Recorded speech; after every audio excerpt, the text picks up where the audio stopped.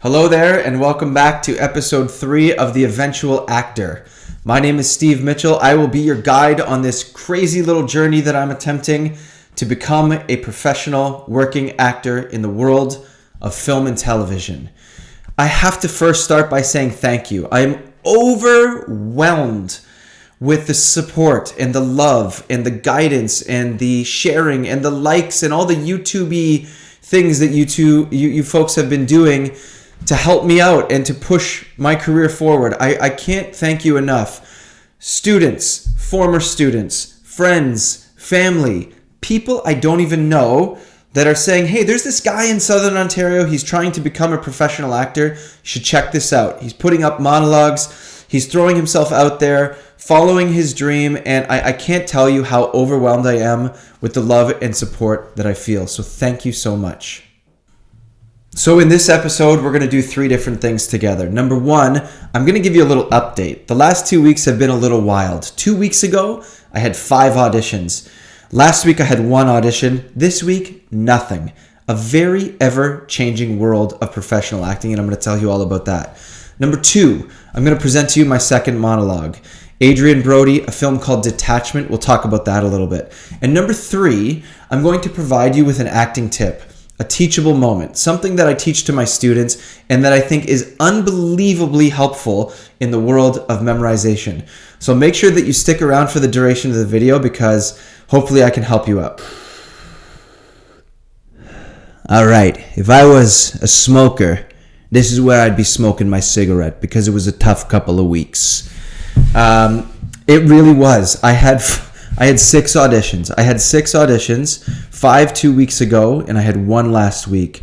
I had 2 callbacks, which means I sort of broke past the first layer of actors that were auditioning for the roles, and it got down to, me and a few other people that got to audition for the casting director via Zoom. I live in Southern Ontario. I'm about 3 hours away from Toronto, so for me to get to Toronto, it's a hike. I'm always willing to do it. But now with, post-COVID, auditions are happening online quite a bit. So that's why I'm able to do this sort of thing.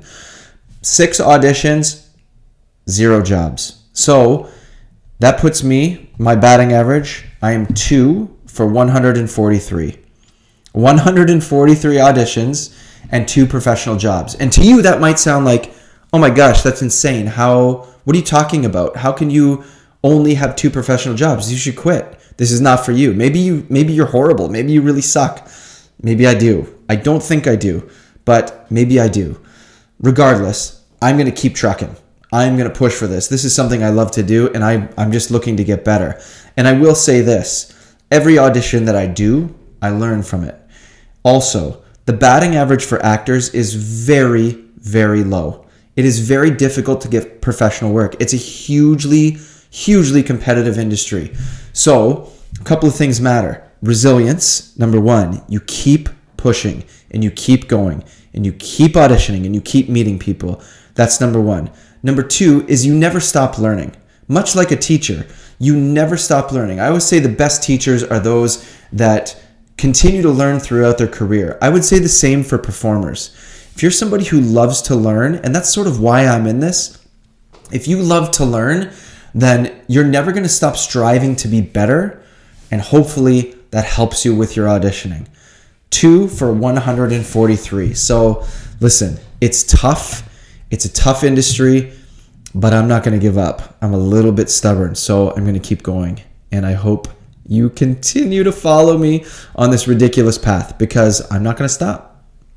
So this is a new idea, a new segment idea that I had for the YouTube channel, where I'm going to provide you with an acting tip, something that I would teach my students in our class that will hopefully help you in the world of memorization. And I say to my students all the time, if you have to remember the periodic table of the elements for a test, what do? You study that periodic table, you put your notes away, and then you test yourself to see if you've retained and then can regurgitate the information. Actors do the same thing. We have to learn lines, and sometimes the lines are brilliant and they're beautifully written, and sometimes they're not. And in fact, I would say, and no offense, commercial writers, Oftentimes the audition dialogue is pretty brutal for auditioning actors in commercials, but we still have to learn the dialogue. A casting director wants to know that you can memorize dialogue. So what do? This may seem rudimentary, this may seem very simple, but folks are very afraid to do this. You must test yourself. You must take that written material and get rid of it. If you keep the text in your hand, you're reading. If you get rid of the text and push it aside, you're memorizing. And that is a massive distinction. Just like learning someone's name, we decide to record things or not. Oftentimes my loving wife and I will go to a little get-together, a party, a get-together, whatever it is, and we'll meet somebody new. And we'll walk up to this new couple and we'll introduce ourselves. And I'll say, "Hi, I'm Steve Mitchell." And I'll shake their hand and they'll say their name to me, whatever it is. And the partner will say their name to my wife. More often than not, and I'm not kidding on this, more often than not, we walk away and we forget the names of the people we just met. How many of you do that? I bet you a ton of you do that. And the reason that we're doing that is because we're not recording. We're listening, we're not recording. It's the same with reading and not recording. So, if I have to learn the periodic table of the elements, I'll take that periodic table, take a look at it, learn 3 or 4, because I can't learn all of those elements at once. Learn 3 or 4, push it aside, and see if I've retained the information. Then, pull the periodic table back, learn a few more, stack that learning, push it aside. So I stack those pieces together to eventually learn dialogue. And it's unbelievable what will stick in your head. "Shall I compare thee to a summer's day? Thou art more lovely and more temperate. Rough winds do shake the darling buds of May, and summer's lease hath all too short a date." I learned that 21 years ago, and it's still sticking in my head. "In West Philadelphia, born and raised, on the playground is where I spend most of my days, chilling out, maxing, relaxing, all cool and all shooting some b-ball outside of the school." I watch The Fresh Prince of Bel-Air every day after school, and I have that song in my head from 25 years ago. Repetition, memorization, different than simple listening. So that's our tip this week. If you have something to learn for your job, if you're an actor, if you're somebody else, take the information, take the material that you're studying, look at it, learn it, press record in your mind, and then push that information to the side and test yourself. There's no shame in not knowing the answer, especially before the test or especially before the performance. That is our acting tip of the month. So I know this is a lot of just me rambling, and I'm still learning. I've got the lights, I've got the sound. I'm trying to figure all of this out. This whole YouTube thing, editing, it's quite a little journey, but I'm really enjoying it. And again, I just want to say thank you. I'm going to end this week with a little bit of information about the next performance that I'm going to do. This is a monologue from a film called Detachment, starring Adrien Brody. Adrien Brody is a teacher, a substitute teacher, and I have been in that role before. Tough schools, easy schools, rich schools, poor schools. Substitute teaching is hard. And for you teachers out there, for those of you that are in that profession, I feel for you. And for you students out there, be kind to your substitute teachers. It's a tough job. They don't know you. They have no information. They have no relationship with you. It's a really challenging thing.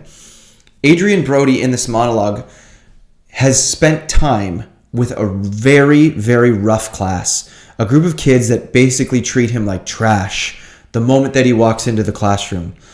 He spends time with these students and he really, really gets them to buy in with regard to learning about how to use their minds, about how to be cognitive, about how to think about the world around him. And he eventually becomes very effective, and he gets through at a very deep level to many of these kids. It's a monologue that's very dear to my heart. I don't know it yet. I'm in the phase of learning the monologue and just getting to know it.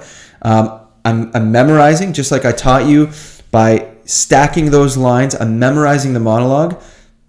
After I memorize the monologue, I will inject the emotion and I will make choices. Choices we'll talk about in another episode.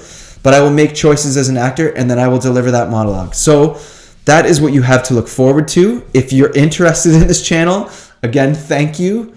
Thank you for sharing. The more that you can put this out there and share it with friends, family, coworkers, colleagues, it helps me immensely.